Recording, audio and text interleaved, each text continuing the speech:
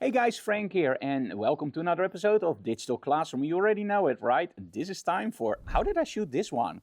Today we're going to take a look at this shot, and I have to say to you guys, I'm not 100% satisfied with the results yet, because we tried something that I never did before, and I ran into some issues that I want to talk about in this episode of Digital Classroom.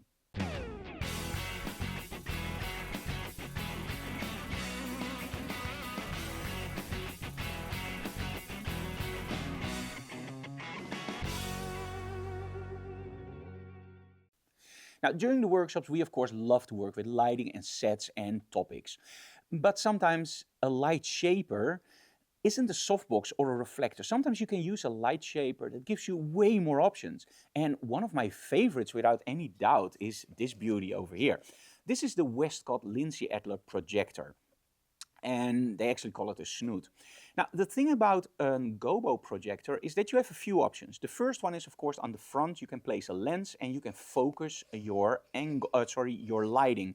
So that means if you place something in there with strong lines, you can make it blurry or you can make them razor sharp. And that's something that no other modifier that I know of is able to do.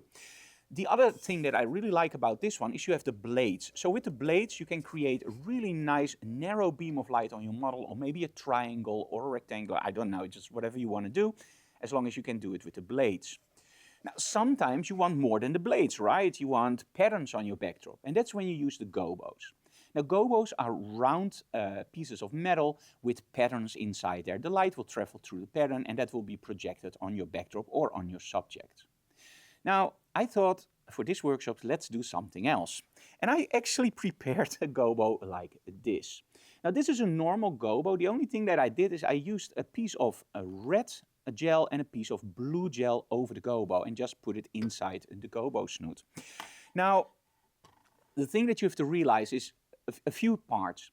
The first thing is, although I love a gobo projector, they also eat light. So that means that you have to use your strobe on full power, and then you probably have to bump up the ISO for the very simple reason that otherwise you don't have enough lighting. Now, if you use it on your backdrop, that's okay, but if you use it as your main light source, like in this image, you really want to bump up your ISO to get a properly exposed image. And that's already without the gels. Now, as you know, a proper gel takes away about 1 to 2 stops of light. So that means that you have to bump up the ISO a lot. Now, the main advantages of the Giotto strobes that we're using is that for my accent lighting, I'm using here a GT200 with a red gel. Hallo? Hallo? Ik ben er. Nu ben ik er niet. Nu ben ik er wel. Nu ben ik... Nou ja. And the main advantage of the Giotto strobes is that I can put them on a very, very low setting. And that means that I can combine the GT400 with my gobo projector and this prepared gobo, which takes away a lot of light and still get a proper image.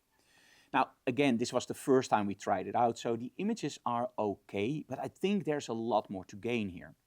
For my lighting setup, I'm using my main light source, the gobo projector, on a GT400 from Giotto.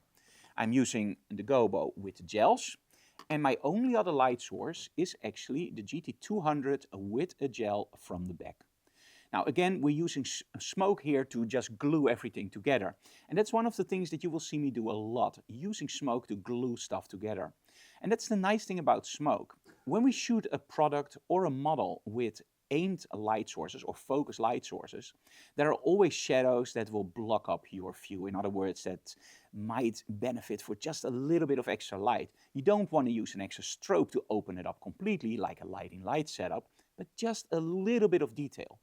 And this is where smoke can really save today.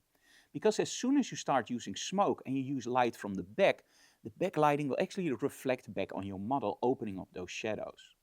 For the front, of course, you have to be careful where you place your lighting for the very simple reason. Think about when you drive with your car in the mist and you turn on your headlights, everything will be white. So you don't want that, of course, in your model photography. This is why, with most cases, when we use smoke, we place the lights very close to the model and under an extreme angle, meaning I don't get that reflection straight back in my camera. In this case, we didn't have to worry about it because we're only using smoke a very little bit on the floor and on the sides just to glue everything together. The gobo projector is actually my main light source. Now the thing is, it emits so little light that it's very difficult to actually see where the model's face is in the picture. So that's why we're using our iPad, of course, cable and our IQ wire cables to shoot tethered. And by the way, this is something you should always do in your studio because you want to see your images coming in. But with a setup like this, it actually becomes vital because I want to make sure that my model is in the right position, because otherwise using a gobo can give you horrible accents on your model with lines just going straight through the face where you don't want them. So just take a few shots, look at your monitor, and then just tell your model, stay very still, move a little bit to the left, a little bit to the right, and it's very, very slight adjustments. So let's take a look at the behind the scenes video of this lighting setup, and then of course the final results.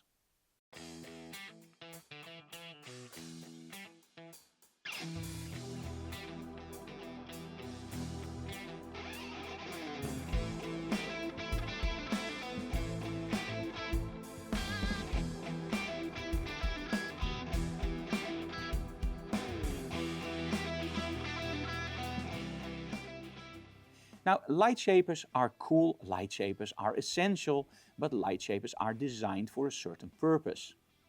But you shouldn't always use them for that purpose. Be creative. If you have some gels, put them on your gobo. If you have an idea about a light source, using it in a different way. How do you think people invented weathering of light sources? By using the sides of the light, you get a much nicer and softer quality of light. This is all done by people that experiment with their light shapers, and that's the best tip I can give people. Think about different ways to use your light shapers and your gear, and man, the creativity will flow and you will get much better images. Thank you so very much for watching, guys. If you have any questions, leave them in the comments below. Smash the like button and of course also the bell notification button, so when we upload a new video, you get a notification. But most of all, tell other people about our channel so we can grow. It really helps us out to put out more content for you guys. See you again next time. Bye, guys.